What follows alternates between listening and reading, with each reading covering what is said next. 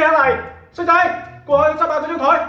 老豆，日日望到踢晒腳咁，都賺雞碎咁多，不如執咗佢算啦。你都撒戇嘅，執咗佢。咁我平時揾啲咩世藝貴啊神啊？啲街坊平時去邊打躉啊？你加價啊嘛，反正都好耐冇加價啦。加價？啲街坊食得起咩？你加價，你焗住趕走啲街坊。咁不如我啲料用凍雞、凍鵝、凍肉啦，可以慳翻唔少噶。個批發商都揾我傾咗好幾次噶啦。你都黐孖筋嘅，啲街坊食都食幾年啦，你估啲街坊食出啊？